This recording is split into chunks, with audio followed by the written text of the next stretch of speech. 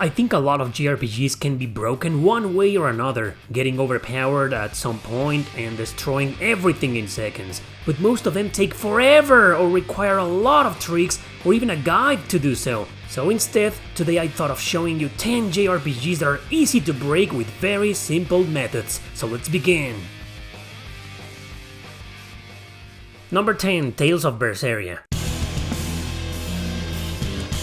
Berseria is the only Tales game I know how to break, all because the main character Velvet is kinda broken right from the start.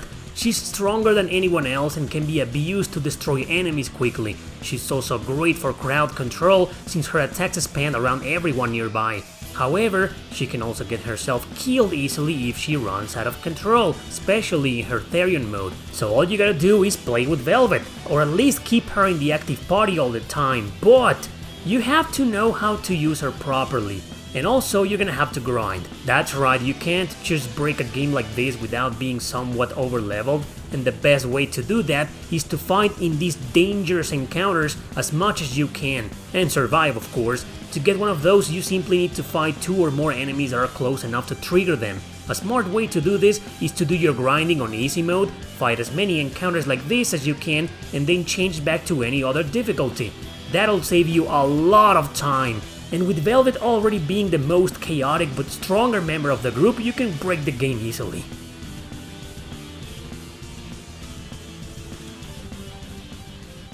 Number 9. Trails from Zero and Azure.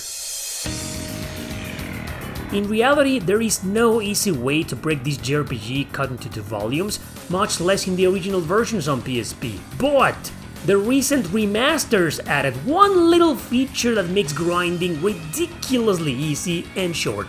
It's something a lot of modern video games use nowadays, the fast forward option, and boy is it stupid fast in this game. All you gotta do is kill absolutely everything you see a few times and you'll be over leveled in no time. You may have to change areas or enter towns to make the enemies respawn faster though, but still, you're gonna save hours, and I mean hours, by using this method. I mean, just look at the difference between regular mode and fast forward. It's incredibly fast. Please note that at the beginning of the game you can select the difficulty, but you won't be able to change it anymore. So using this fast forward method while playing on easy is dumb in my opinion, but feel free to use it if you want to break the game to a laughable level. Instead, I would advise playing on normal or hard. Even in those modes, by using this method, you'll be overpowered and reach before every single boss fight.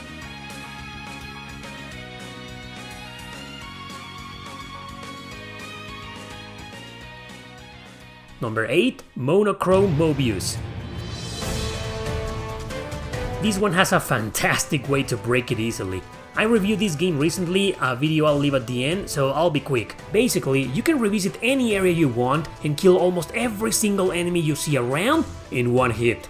You'll get no difference in experience, money, and materials than if you were fighting them in regular turn-based combat. All you gotta do is go around, hitting them with any character you want, and that's it. That can be your whole grinding. But there's a catch, of course. You need to be a few levels above those enemies, otherwise you'll get into a normal battle if you hit them. How to know when you're above their level? Easy, if they spot you and run away, and that's it. I cannot stress out anymore how cool this is for grinding. Often gamers feel like fighting everything to level up is a waste of time. Well, developer Aqua Plus thought that this method will respect the player's time, especially since the game is pretty damn hard with no easy mode available. Definitely use this method to grind. It's fun and it saves a lot of time, and you can be overpowered in just a few hours, never having to fight any regular enemies again. Man, I wish every JRPG in existence had this feature.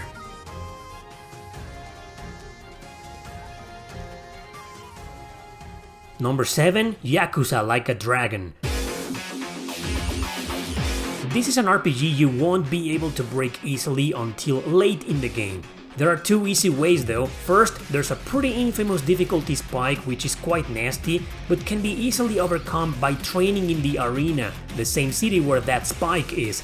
Even the characters themselves tell you it's a good idea to train there. If you aren't over leveled already, it'll be somewhat challenging to make it all the way to the top floor, but you'll get tons of experience points, especially in the last floors, as a reward, including some of the best equipment in the game and a lot of money. Each floor has only one fight and that's it, you move on to the next one. There are 30 floors total, but every 5 of them you can find a way to teleport, so you won't have to go through all those floors again. So once you're powerful enough, you can just teleport to the last 5 and grind those fights over and over again. Yes, it'll take you a few hours to do so, but it's worth it.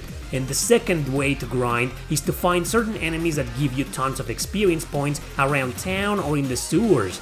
If you fight a bunch of mysterious men and a vagabond is there, you'll get crazy amounts of EXP, including job EXP, so you can rank them faster. These vagabonds can be found in the second floor of the Kamurocho sewers.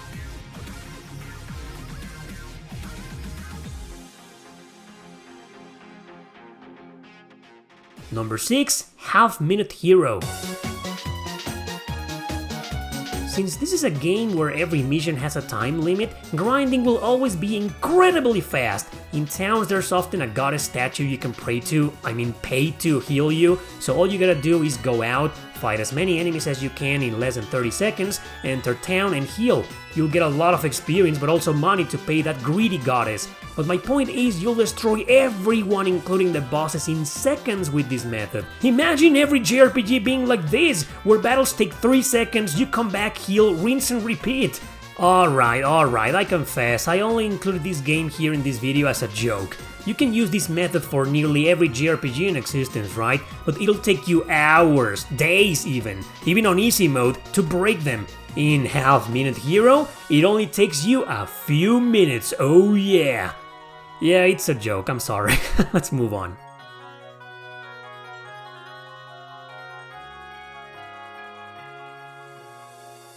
Number 5. Trails into Reverie.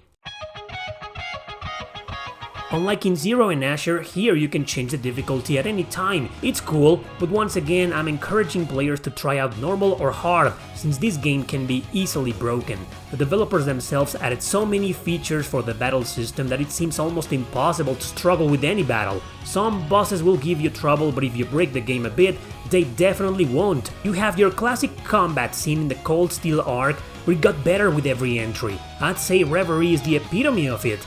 You got the crafts that do massive damage, S-crafts that do even more massive damage, linked attacks between two characters, all-out attacks which include the characters in support, several orbs with passive skills that basically equal a bunch of accessories equipped, some of them can even break magic users. Man, I mean, what else do you need? Okay, maybe some grinding. On normal mode you won't have to grind, especially if you just focus on killing these elite monsters or meet bosses in the Reverie corridor. Of course, hard mode means you'll have to grind a heck of a lot more.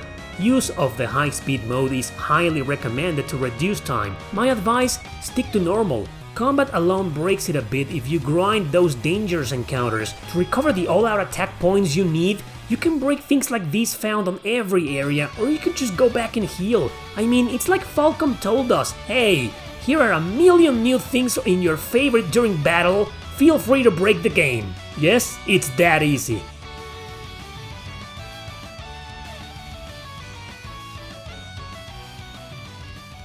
Number 4. Fire Emblem Radiant Dawn. Actually, the older Fire Emblem games aren't about breaking them, it's more about breaking some units. There are several ways to train specific characters and make them stupidly overpowered. You do kinda depend a little on the status growth factor, which is random when you level up, controlled by the evil RNG. But even so, grinding them more than others means you can eventually kill everything with them alone, sending them against hordes of enemies by themselves. But I picked Radiant Dawn for a reason. It's one of the hardest in the series. There is no easy mode. The localization team in Nintendo messed up and accidentally renamed the normal mode as easy and the hard mode as normal. So keep in mind that if you choose normal, you're actually playing on hard. I can't help you there. But in normal, or rather easy, there are a bunch of characters that are automatically broken when they join. Usually there's an overpowered character in the series that can carry you during the first several missions, Eventually though, they become kinda useless since their growth is lame and other characters just get way more powerful. In Radiant Dawn, despite its brutal difficulty, you get several of these overpowered characters throughout the game. T-Barn and Nyla are very good examples.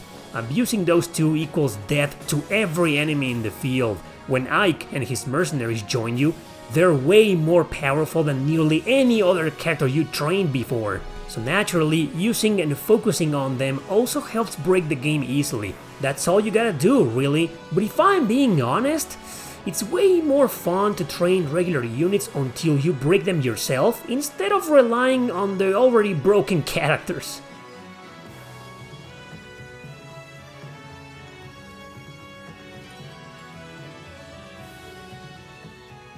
Number 3. Odin Sphere Lithrasir. In this remaster, there are two ways of getting experience points, simply by fighting or by eating. The best way to break this game is to abuse the latter. Yeah, that's right, to have your characters become a bunch of damn gluttons. By going to the Puka village and using the required ingredients and special coins, you can eat to get experience. Ingredients and coins can be either found by defeating enemies or on the ground or treasure chests or killing meat bosses, etc. A lot of ingredients can also be purchased with vendors by using regular currency. One thing this remaster added is that some cooks can be found in a couple of resting areas, something that wasn't in the original PS2 version. It saves you a lot of time since you don't have to exit the stage to go back to town anymore. You can just eat here the different meals they offer, as long as you have the required stuff to cook them. But guess what? By eating most of the very same ingredients you find or buy, you also get experience points. It's like the developers wanted you to break the game by simply abusing the meal system. Now, please keep in mind that this method is gonna take you some time, since you'll have to get those ingredients and coins repeatedly. But you'll be overpowered and or overleveled this way. It also helps a lot that this remaster has a rebalanced difficulty. Easy mode is a joke, forget about that. Stick to normal or hard and use this method to easily break the game.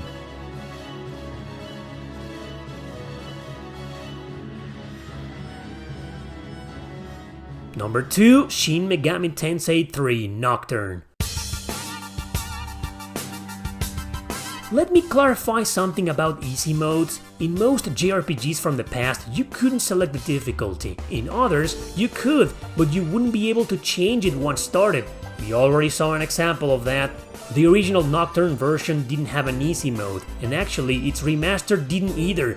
It wasn't until Atlus released a free DLC as a patch, but not as an easy mode, rather a merciful mode. And yes, I know, a lot of JRPGs that let you change difficulty at any time can be broken, for so to say, if you train on easy mode. Anybody can break a game on easy mode, right? But the undeniable truth is that it's still gonna take you hours to do so. A lot of freaking time will be lost in leveling up. Atlus thought of that, and their merciful mode not only makes the game stupidly, and I mean stupidly easy, but also triples the amount of experience points you get of every battle. For a hardcore RPG like this, it makes everything more balanced. What I did was use merciful mode to grind, including recruiting demons, and then simply changed back to normal for the bosses since I just didn't want to wipe the floor with them. The game always tells you when there's a boss battle coming up. Well, most of the time at least. But it's so easy to break the game like this that you can destroy everything on the hardest difficulties if you just take your time to grind on merciful mode every now and then. It just saves a lot of time, man. Just know that levels alone still won't save you from some bosses, since this game's all about having the right demons and abusing buffs and debuffs.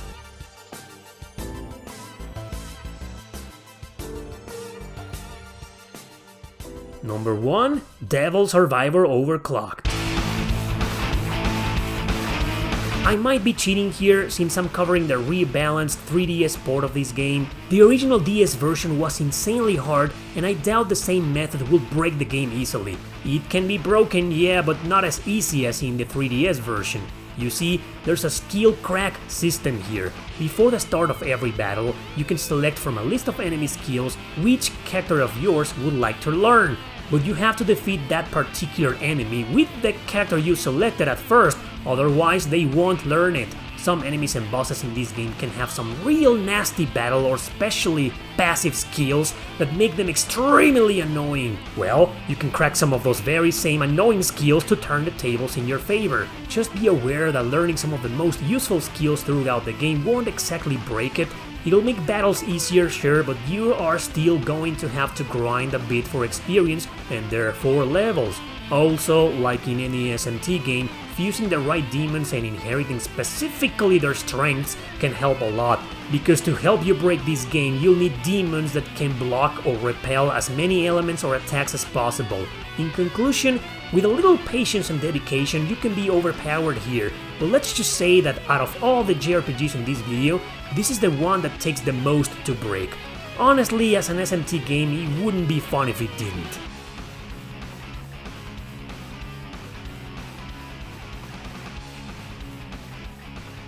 If only I could have included Valkyrie Profile too, but that's a game that took me a long time to break.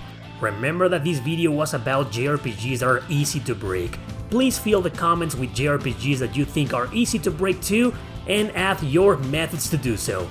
Thanks for watching, don't forget to subscribe and share this video with your friends. See you next time!